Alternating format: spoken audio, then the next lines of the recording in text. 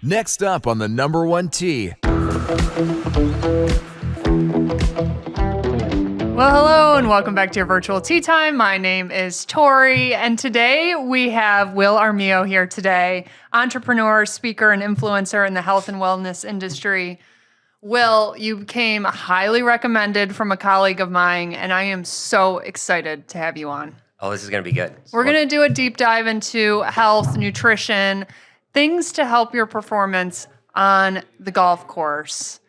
And Will, you are a golfer yourself. You have a little bit of a golf bug right now? Oh, yeah. I actually picked it up. I've only been golfing for about 4-ish years. But I absolutely love it. It's my favorite thing to do. Anytime we could play, we play. I'm playing at least once a week. Oh, yeah. You have the bug. I can tell. Oh, yeah. Like, you are psyched right now. Yeah. What does golf bring to your life? You know, I think what I like the most about golf is no matter how busy I am or whatever I'm doing, when I'm out there golfing, I could forget about a lot of things. So I know a lot of people that like do business on the golf course, and I do believe in that. It's really good for networking. But for me, it's a way to stay off my phone, play music, get better at my game. I've been playing sports my whole life. So it's the way that I perceive golf and what it's doing just for my hand-eye coordination, for my athletic ability. And it's the most addicting thing ever. Isn't it? Ever. It's crazy, huh? I mean, once people start, they don't stop. No, we don't stop. We just get a little more jaded as the years go on. But you are in the pink cloud years still. So you enjoy it. It's an amazing sport. Brings so much. Okay, so right off the bat, you are going to go head out for a golf round. You have to pack yourself. Give us like 5 snack options to bring out onto the course that will help our performance during the round. Like, what would you be packing yourself?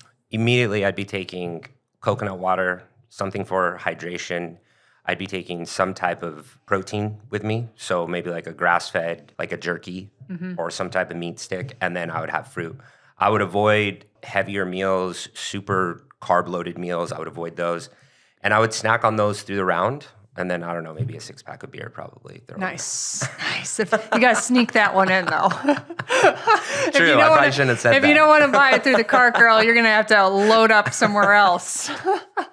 Okay, so let's get down to the basics then with nutrition and helping your performance as an athlete, a golfer specifically. I mean, I think golf is different in the sense where, you know, it is an extended period of time. We're talking between 4 and 5 hours. You're by yourself out there. It's a steady pace, though, meaning like it's low impact. So it's like, what are we looking for to really fuel our body during this time of competition? Right. I think a lot of people, when they look at golf, because it is a slow-paced game and it drags out for an extended period of time, and when you see a lot of golfers, I really appreciate in today's golf world how much more fit golfers are in today's world compared. I mean, I love the old golfers for sure. I could talk all day. But what a lot of people don't realize is, and a good example is like when you're training in the gym, right? No matter how hard you're training, we all hit a wall. People also hit a wall when they're golfing, for sure. Yes. And once you hit that wall, that's when things start to fall apart. And for me, when that starts to happen, this shot goes this way. I chunk this ball. I top this ball. I push the putt. I could see that I'm not lining up right. A lot of that does have to do directly with nutrition. I get into the science of it because it is pretty fascinating. Yeah. So explain that, because when you're even saying that, I'm thinking, okay, you probably don't want to get to that point. You probably, because once you get to that point, it's always trying to play catch up. And at that point, you're probably, done with your round. And you've had 3 or 4 holes that have gone to shit because your body needs some fuel. So let's start from the beginning. What should you really be focusing on eating an hour before playing?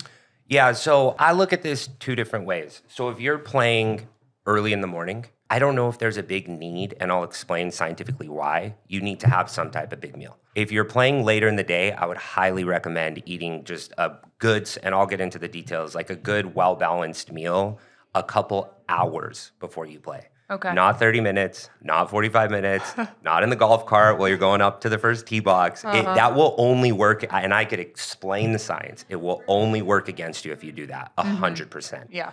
And I would also say the nutrition is also just as important when you're going to the range. Because I know when I go to the range, I'm hacking away. Yeah. I'm sweating. Are you like a speed swinger? Because my sister can get through about 100 balls in 22 minutes, so. No, I don't think I am, but I think just my experience in sports, because I played baseball growing up, right? And I have a lot of analogies how another reason why I like golf so much is because I was a pitcher my whole life playing baseball. So I relate the two and the mechanics of it and the focus of it. So I say that because the moment I feel my swing getting sloppy, I immediately go over to work on my short game and putt. I'm like, shut it down right now. Yeah. That slice is getting worse. I actually kind of have the same mentality. Like when I'm doing full swing on the range and it's just not going my way, it's like, all right, we're packing it up. We're going to chip. There's a blister on my hand. Stop. It's interesting, though, that you say if you're playing in the morning, you don't necessarily need a big meal because a lot of times if I'm teeing off before 9 a.m., I'm having the minimum before that because I'm just not a huge, big breakfast person early. So let's go back to the actual fueling your body before a round. What was your specifics on that? Just to touch on what you said about the morning as well. So what you have to understand is what makes your muscles move, right? It's very simple. It's something called ATP, right? It's what makes your muscles fire. So in order to swing a golf club, in order to walk up to the tee box, your muscles have to fire, right? It uses something called ATP. ATP is activated by glycogen. Glycogen is just broken down sugar, okay? The reason why you don't necessarily feel that you need to eat early in the morning is because your muscles store glycogen in them.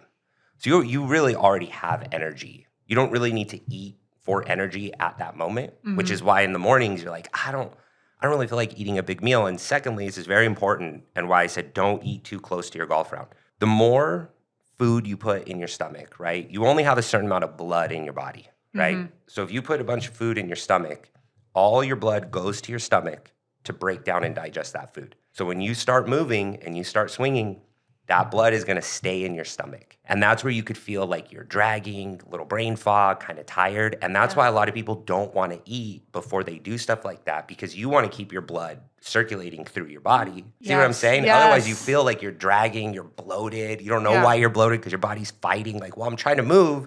I need to send nutrients and proteins and sugars to your muscles to do the thing, but it's all sitting in your stomach. It's all working on that omelet I just ate 2 minutes before teeing off. Okay, yeah, that makes sense. Yeah, so before a round, this is our big thing, like what we coach on in nutrition in general, and I think this applies across the board, is anti-inflammatory foods. You cannot go wrong, and I'll explain why. And it's very simple. It's not like this secret list of foods. If it comes out of the ground, falls off a plant or a tree, if it's high quality from an animal, it has anti-inflammatory properties, right? The root cause of every single disease in the human body is inflammation, right? So now I'll even go back to golf. If you have back pain, joint pain, you have these things that you're trying to work on to get your game better, you don't even need to tell me what's wrong with you. Whatever issue you have is stemming from some type of inflammation in the body, right? Back pain that flares up while you're playing, knee pain, joint pain. So if you consume anti-inflammatory foods, your body accepts them easily. When foods are not in their natural form, anti-inflammatory, coming from the ground or an animal or the earth, then that means the food had to get processed. The more processing of the food, the more unfamiliar it is to your gut. So then your gut has to work harder because it's like, well, what are all these other things that, because your gut doesn't discriminate, right? It doesn't go, oh, you just put a Snickers bar in my stomach, right? It doesn't know that. All it sees is proteins, carbs, fats, vitamins, minerals. Anything else has to get detoxed out. So now you're activating your liver, you're activating your kidneys, you're activating all these detoxing organs because your body can't do anything with all those little like, things, what's right? this? We need to process this a little bit more. And that's why I would even tell people, you know, I'm golfing all the time and people will pull out like even protein bars, right? Like, oh, why wouldn't you want to eat a protein bar? And I'm like, it's not that the protein bar isn't good, but look at all the other ingredients in it. Do you know what those are? No. Your body doesn't either. Yeah. So it's got to work harder now to get all that stuff that it can't use out. That's why you're better. I'm like, you're better off just eating a banana or an apple or a piece of fruit. Yeah, absolutely. So you're saying then at least 2 hours before. Yeah, hour and a half, 2 hours before, and hydration. I think as golfers, especially the way I golf with my friends. What are you guys doing over there? Are you guys running up and down the fairway, or are you going back and forth? We just like to have a lot of fun. You know what? I appreciate that, Will. I appreciate that. But like my whole thing, and I hope this is interesting to the listeners at home, is like, I'm a firm believer in biohacking, right? Like you don't need to be perfect with your nutrition and all the hydration. You can have your fun. I know how fun golf can be. Yeah. When you're drinking, smoking cigars, you got music playing. Oh yeah, there's rounds for that. For sure. But you could still biohack it in a way so that you're not deteriorating your health, especially if you're trying to become a better player. Yeah. You know, so it's like, what's going to work for you? Like, have you really sat down to think, okay, when I eat like this, I think I golf a little better. Well, what was it that made you better? Was it that you felt that you can focus and last longer in a round? Did you feel that you had more energy, or vice versa? What did you eat that maybe you can associate with you didn't have such a good round? Because maybe you have, this is especially with women, especially. Okay, yeah, dive into it. Food sensitivities, gut issues, hormone imbalances, right? So a lot of people don't know this. You can develop a food sensitivity to a highly healthy food, like blueberries, organic, certain types of meats, breads, rices, oatmeal, anything. You So can you could develop a think sensitivity. you're eating something very wholesome and good for you, but really you've just developed an allergy for it. And Right. So then you get idea. bloated. You're like, I don't understand. I'm eating healthy food. Why do I feel this way? Why am I tired? Why am I bloated? Well, you could have a food sensitivity to bananas, and you're eating a banana every single time you're out there, right? Yeah. And your body gets inflamed. It's like, I don't know what to do. I got to get this out. So food sensitivity testing is huge. I tell people do it once a year. Do a full food sensitivity panel. You'd be shocked. How do you even find where to do that? Like, what are you Googling? I mean, is there a place that you go, or is this something you order and do yourself somehow at home? Yeah, you could do them at home. They have you kits can. all over you could literally Google at-home food sensitivity tests. We sell them on our website. A lot of people do, but they're just little kits that you get in the mail, and you prick your finger and put like 8 Interesting. drops. And Okay, I might have to do sends that. back. You'd be shocked because you'll see something on there, and you'll be like, oh my God, I eat that every day. Yeah. And the moment you stop, you just feel way better. It's like unlocking some goodness there. Okay, so we had a little something 2 hours before our round.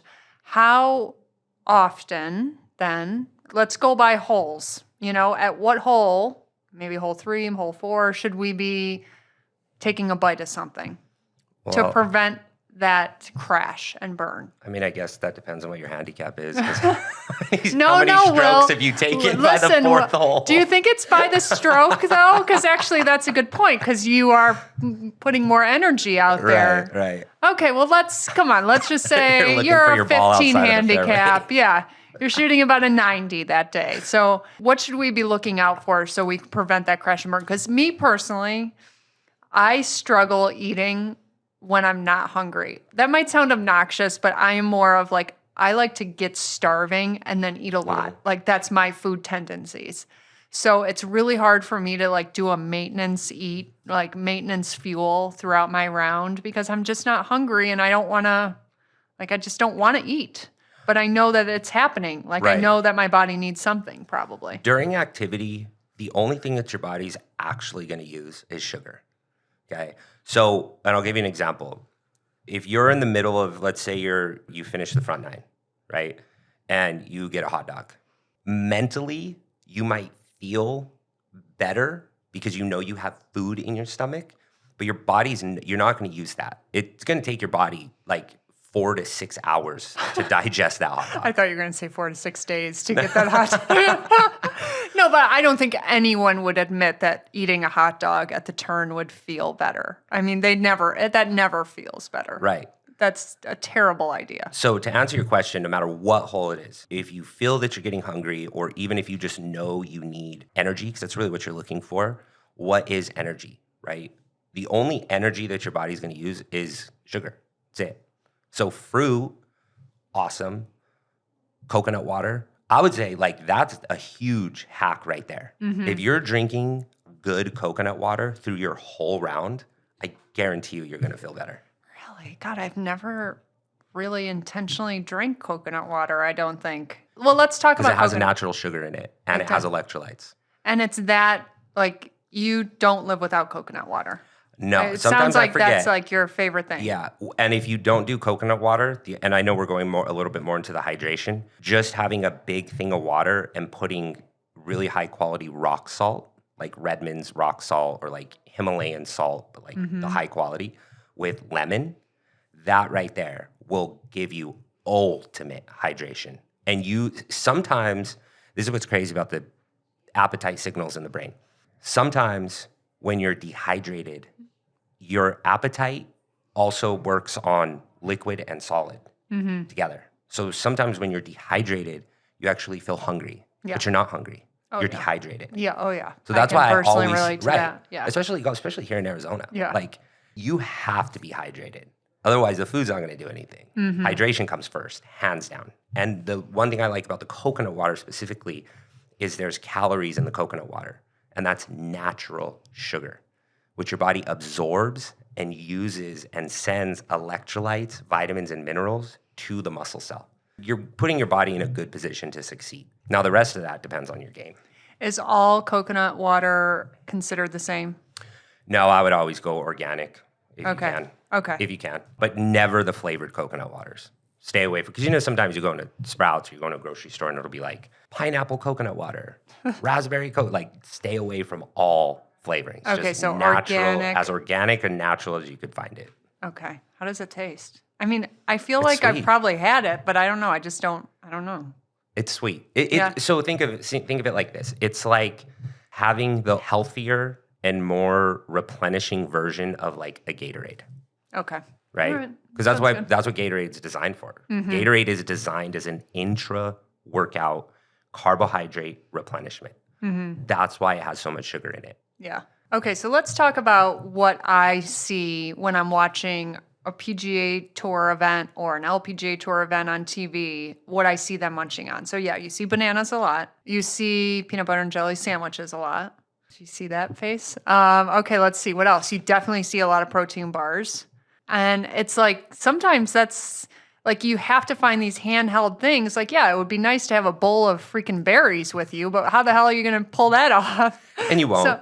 You'll do it a couple times. So we have our ideal section of fruit, meat stick, coconut water. Let's go like one layer down of like, okay, these are not the best, but it's probably, the easiest and most healthiest option. And I'll list those, but one thing I did forget to say with the first set of foods that we talked about is like really high quality mixed nuts. I was going to say, as right when you were saying that, I was like, he's going to say nuts. We totally forgot nuts. So that's a good snack. The one thing to understand about nuts, so the one thing to understand about fats, right, which is predominantly in mixed nuts. Fat is a slow burning energy source. Carbohydrates are a fast burning energy source. So if you combine both of them, like a banana with a bag of mixed nuts, now you're leveraging both energy pathways. So you're going to get the immediate energy and feeling from the sugar, and then it can help prolong that energy because fat digests slower than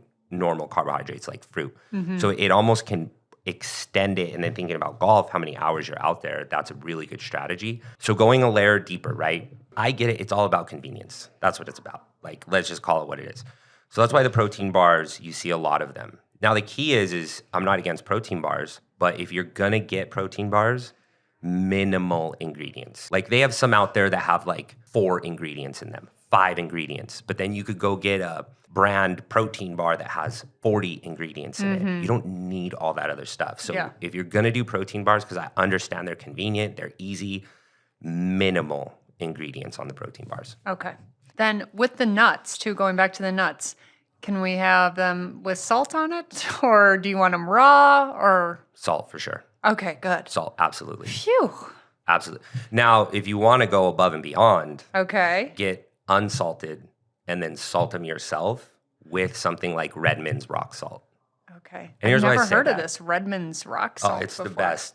There is nothing on planet Earth, even those little rehydration sticks, nothing's close to something like Redmond's rock salt or like a organic, high quality rock salt. It is so packed with electrolytes, vitamins, minerals, everything you need to rehydrate. So you have to have sodium replenishment, right? Because when you sweat, it's salty. Yeah. It's sodium. You're getting rid of sodium. So you have to put sodium back in. Otherwise, there's an imbalance with your hydration and your water intake. Sometimes you could start holding water. You could feel super depleted.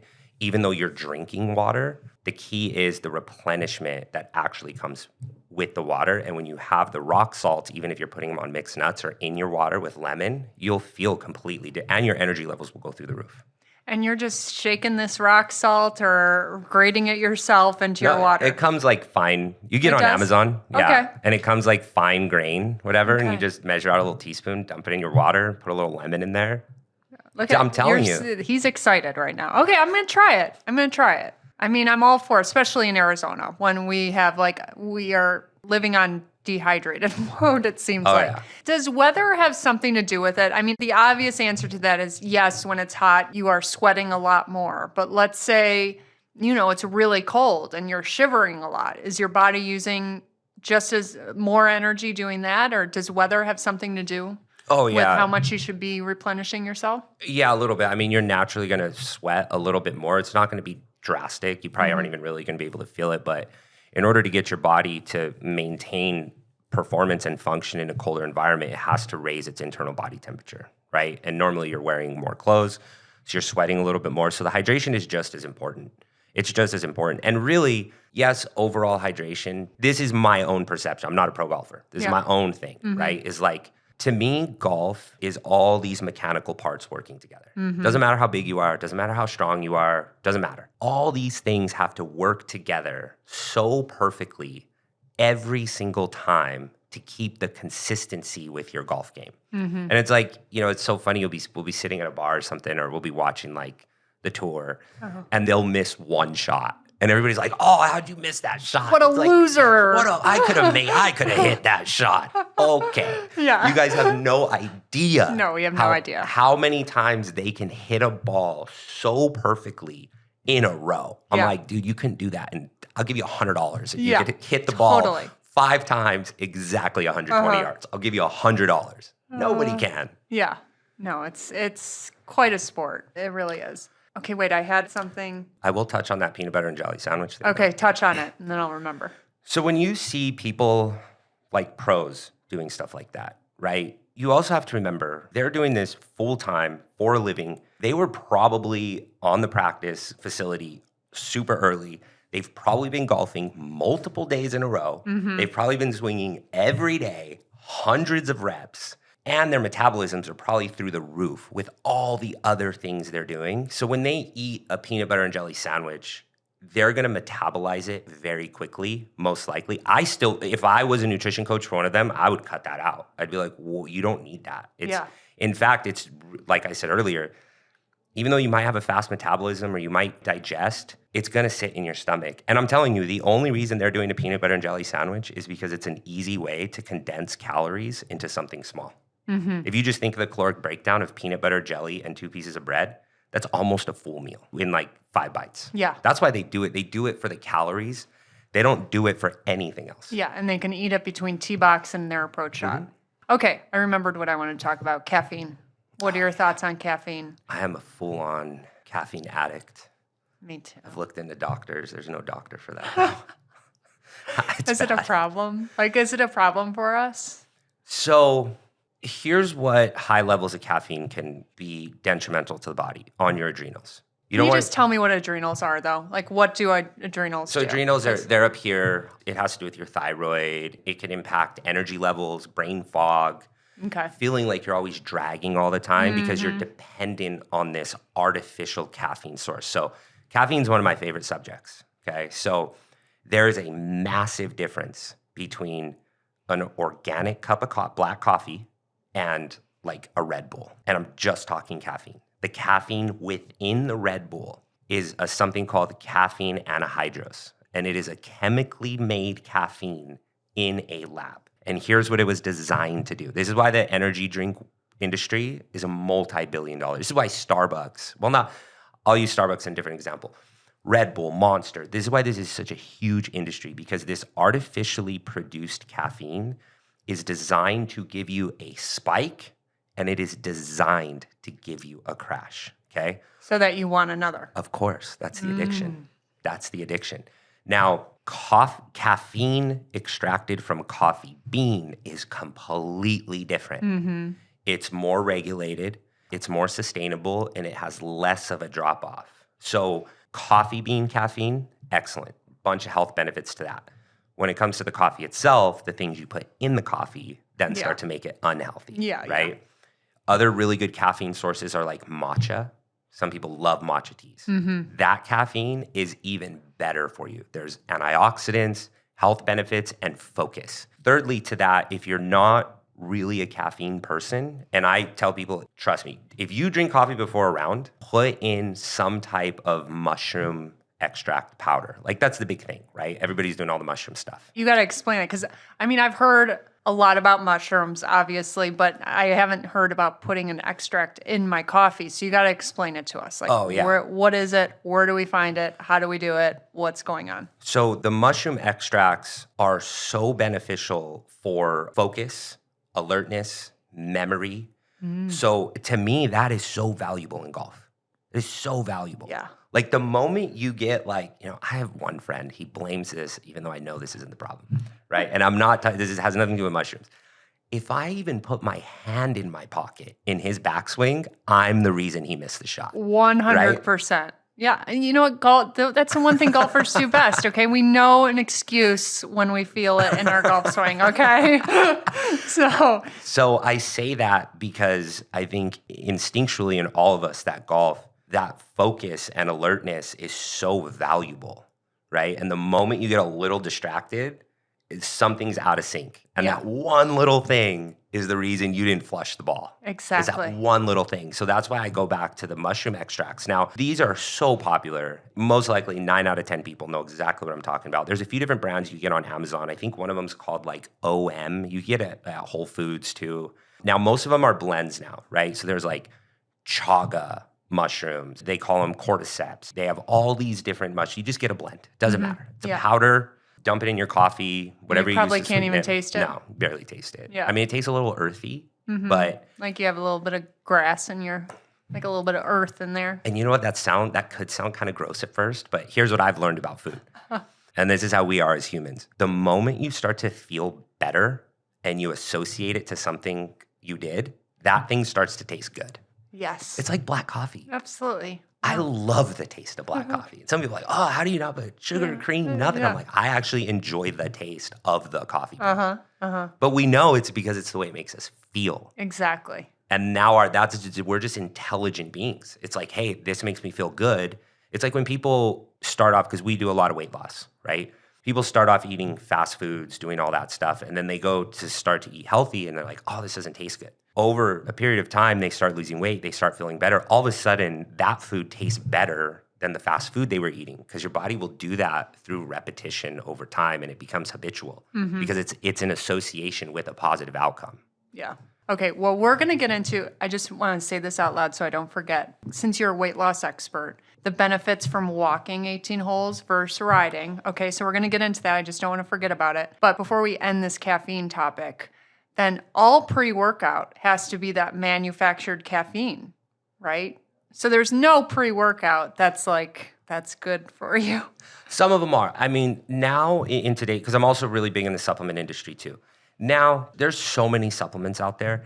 Is there probably a pre-workout that has high quality ingredients? Probably. It's probably also like $70, right? And most other pre-workouts are like 30, 40. Yeah. You're so much better off just doing like coffee or matcha or green tea. There's the antioxidants, the memory, the focus, the sharpness. You're going to get that. The last thing you want is to crash in the middle of your round. Yeah. Like that's the worst. You don't want that. Is there any supplement that pretty much like the majority of people would benefit from, regardless of who they are? Yeah. So one good thing in golf is you need to have increased blood flow, right, for an extended period of time. So there's something in watermelon called citrulline. And citrulline is what they dump into every pre-workout because that's what helps your vasodilation with your veins to keep blood circulation high. So you could get citrulline just on its own as a supplement on Amazon and just take those, super cheap, or drink watermelon juice or eat watermelon before you play.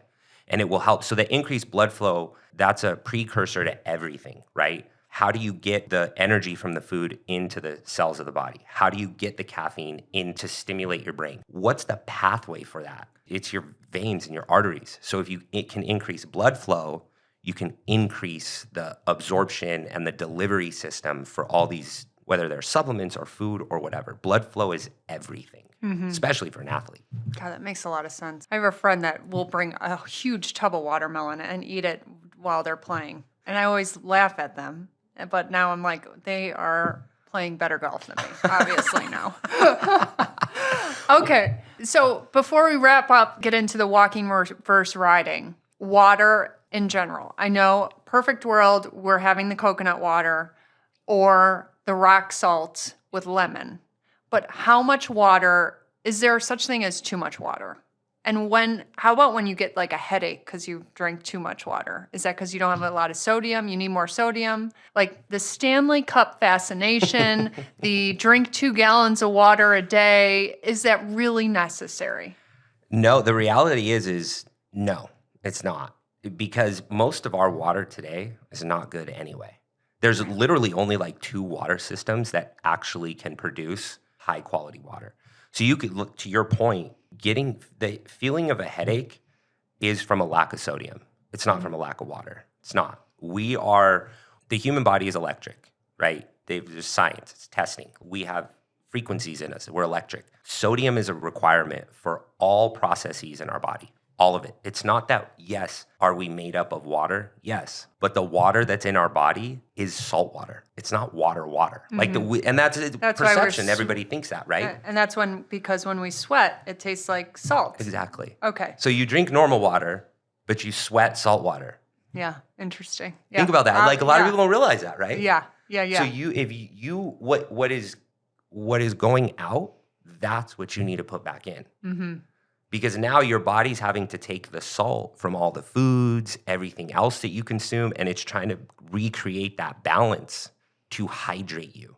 Mm-hmm. Water alone will not completely hydrate you. It won't. There has to be salt in there. I'm telling you, it's like a super cheat code is that salt water with the lemon. Yeah. Telling you. Super cheat code. I like it. Because I'm telling you, I saw like a meme on Instagram the other day saying when we were kids, and I don't know, I was born in 1983. Okay. I'm not sure if you're close to that year or whatever, but we never drank water. Like growing up, I was never drinking water. It's like you went to the drinking fountain a couple times a day and that's it. And now it's like everyone's drinking massive amounts of water or we're told to. Well, I can tell you why. Okay. Tell us that happened. So we're really big on detoxification, right? Yeah. So, and this crosses over into alcohol, fast foods, processed foods, everything that we consume today. When you're younger, right? So in the body you have 5 detoxing organs. You have your liver, your kidneys, your skin, your lungs, and your intestines. Okay. These are the only things that could get out free radicals, carcinogens, all the stuff that will kill you. It's the only organs that can get them out. So when you're young, those organs are like a brand new engine in a Ferrari. Yeah, it doesn't matter what you put in there. They're working, they're baby. On it. That's why when you're like 21, you go out and drink, and the next day, you're fine. 15 years later, not so much. You need like 4 days. Okay, wait. Hold on. I got to pause you for a second because my friend just came on the podcast and says she had a couple shots of tequila one night. Maybe one too many shots. She had 5 shots to be particular. And she goes, but I wake up feeling fine because it's all natural. Is that a truth? Do you think that makes any sense whatsoever? So I'm also like a tequila connoisseur. Okay. So I could you have a lot of hats. I actually am fascinated by the science of tequila and agave. So you'll find, especially with women, again, women are just, when it comes to the gut, they're just a little more sensitive to stuff, right? So what you'll find is I totally believe what she's saying. Because if you drink high quality tequila or gin, they're botanical alcohols. They're botanical. They come from plants, right? They are fully botanical. Our body can process them and metabolize them much easier. Here's where you'll get into trouble. Not all tequila is created equal, right? Bottle of Jose Cuervo is going to give you a hangover. And if you're drinking high quality tequila, it's not going to give you as much as a hangover because how that cheap tequila was made and the ingredients and the things that they needed to do to filter it and flavor it and color it and do all the things for marketing and all that to be able to sell it at such a cheap price. You pay cheap, you get cheap, right? Yeah. And it's harder for your body to get that. That's why everybody has like, oh, I can't drink tequila because I had a bad experience in college. Well, I'm sure you weren't drinking good tequila in college. Exactly. Okay, so then go back to the young version of us back in the day where our organs are working as high-powered machines. So you're saying as we're getting older, they're not working as well and we feel like we need more water, or do we actually need more water? Yeah. So as we age, those organs start to slow down, right? So we're putting in the same amount of, let's just call it toxicity. We're putting in the same amount and it can't expel it at the same pace. So that's when you start getting gut problems, you start feeling terrible. So going back to the water thing, our bodies are super intuitive, right? They give us signals to tell us something is wrong because the only goal of our body, it has one goal: to survive. That's it. Doesn't know anything else. Its only goal is to survive. And the only way it can do that is to remain in homeostasis.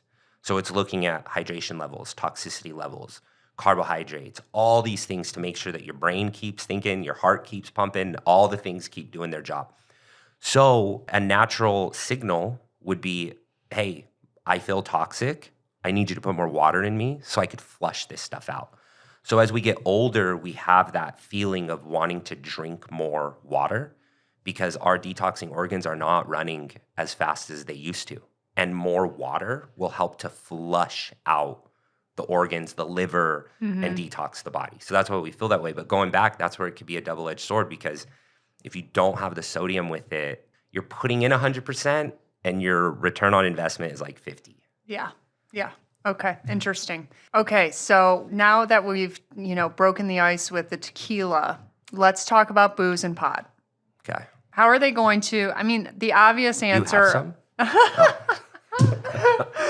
How are they going to, a lot of people feel like having some alcohol in a golf round will help them play, or what's your thoughts on, drinking before an important round, or, how is that affecting our body? And, if you have any insight on pot too. So I want to touch on both of those, but I don't want to forget, I just saw an article, you probably saw it the other day, where these pro golfers talking about doing psychedelic mushrooms before they play. Have you seen that? No, I have not seen that. You need to look that up. Okay. Because I haven't had time to dive into it, but there was an article, because everything is about, first it was the marijuana came out, became legalized. Boom. Now there's all these health benefits to it. Now what's next on deck is the psychedelic mushrooms, right? They're using it to treat PTSD. They're using it to treat addiction. They have different. So what has come from that world is something called microdosing. So it's not like you're on the golf course seeing things. Seeing unicorns hop your around. Your golf ball's talking to you. I know I'm going in the water. Water on the left. No, stop. That is an SNL skit right there, and that's amazing. So microdosing it's all kind of wrapping in. So I was talking about the other mushrooms earlier, right? And how they are on memory and focus and sharpness and what they do to the brain. Well, psychedelic mushrooms are the top of the top. It's the most extreme. So what people do is they microdose them. So they're just taking a little tiny bit in like a capsule, and it's enough to activate the benefits of mushrooms, like mentally and clarity, without enough to cause a physical psychedelic experience. What I read a little bit on from these golfers is it calms me. It allows me to focus. It allows me to be sharp and be super focused on what I'm doing, especially with people around, how many times we're playing. So now golfers are microdosing psychedelic mushrooms when they play. Okay, I'm going to get another guest on this podcast that will go more in depth about this because this is fascinating. Will you come back on and be the third since you love golf and you can obviously tune in a little bit more about and make this conversation even more amazing? For sure. God. So alcohol. Okay. And pot. Alcohol and pot. So I'm an interesting person to talk to about this. Okay. Because I do play better when I have a little buzz going. That is just my own reality. A lot of people will relate to that. Right. Now, am I in full agreement that if you want to become the best, just athletics in general, you're probably going to not have to, you probably can't just keep drinking unless you're John Daly. But Yes. he's my idol Yeah. on the drinking side. But I also do get it, right? Because alcohol, I think it's a really interesting topic because alcohol gives you that little boost of confidence and looseness that you need to just, I swear, swing. sometimes I try not to, and then I'm like, all right, I'll have like 2 beers on the back nine. Then all of a sudden, I'm just like, sweet. Now I'm not dedicating it to alcohol itself. It's just I'm getting a little bit more confident. I'm not thinking so much, and I'm just letting it flow. Well, and we know how important confidence is in golf. Oh my God. It's almost everything. Really. Everything. So here's what I'll say. I do enjoy drinking on the golf course, right? But I also know all the nutrition hacks. So this is the ultimate way to have some alcohol on the golf course. Okay.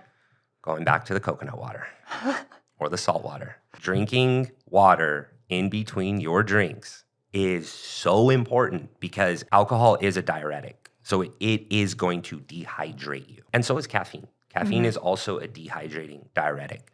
So it will cause dehydration. So you have to be in awareness that no matter what it is, whether you're taking a shot of Fireball or you're drinking a beer or you got a Bloody Mary, just know that alcohol is going to cause dehydration. And I always think it's very important to educate people on what happens and to look into things because that's what inspires you to actually do it and be consistent with it. Because when you're dehydrated, you can get brain fog, you get fuzzy, you're not as sharp. So when you're drinking alcohol, it's extremely important to be rehydrating in between drinks. And the other thing about alcohol is the number one thing that causes very terrible food decisions. Extremely terrible. Like you go golf around sober, watch what you eat after, then go golf around and drink enough and watch the food decisions you make after. Yeah, I believe it. And that compounds over time. Is it fine to do every once in a while? Absolutely. Go have some chicken wings, go, have a good time. But when that starts compounding over time, well, now you've gained 7 pounds. And now what does that do? Causes stress on your joints, causes more inflammation in your body. That's why I think weight loss is also such a big thing for golfers, for sure. Because look, you don't have to be big and strong to be a good golfer. Yeah. At all. Yeah. So pot, I know a lot of people who literally smoke pot the entire round. I don't know how they do that. I have no idea. I can't figure it out. No idea. I'm more going towards what are the good things about having a gummy once in a while, as far as like helping you sleep or, just recreational use, I guess. But, what are some good things about? Yeah, for sure. So I understand all the health benefits to it. And doing it when you're golfing, I think it helps loosen you up.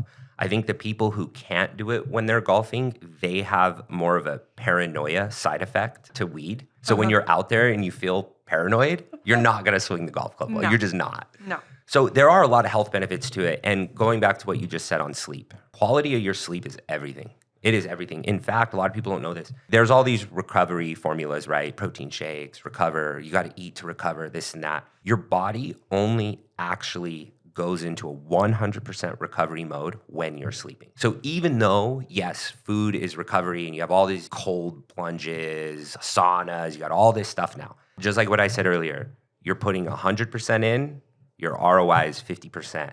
It is all about your quality of sleep. It is so important. So do gummies and weed have a direct effect on that? No, they have an indirect effect on helping you sleep better. So whatever you need to do to sleep better, but women specifically, magnesium, hands down. Every woman should be taking magnesium and a vitamin D supplement. At night? Alone. Yeah, well, it doesn't matter. Magnesium at night. Magnesium at night. It will help get you into a deeper sleep because all that matters is how deep of sleep you get into. Okay. That helps your body recover. Okay, interesting. Okay, let's get into walking versus riding. Because I think, again, golf is unique where you're having this low impact exercise going on. You're walking for an extended period of time, whether it's 4 hours, 4.5 hours, 5 hours.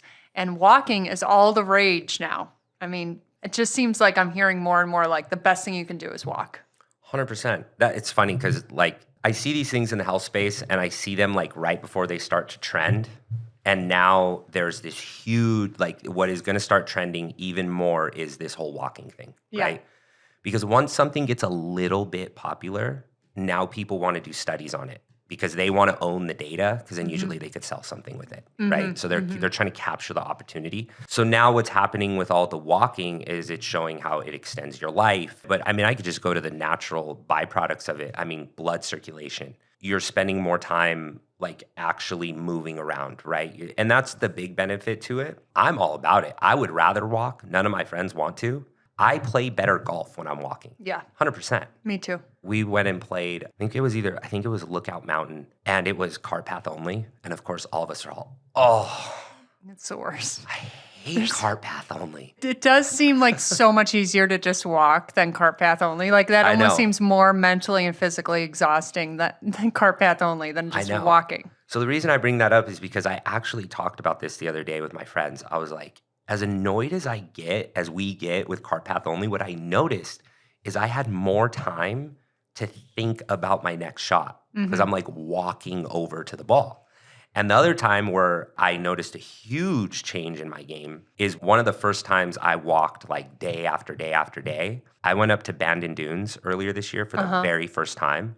Oh my Did God. you love it? It's undescribable. It is the Disneyland of golfers. That's actually one destination I haven't been to yet. So there will come a time, but Because there's no carts. Yeah. You can only walk. Oh yeah, yeah. And then when you have a caddy, it's even better. it's amazing. Golf is completely different. I know. It is a completely different game when you have a caddy and there's no golf carts. So what did you notice after walking multiple days in a row?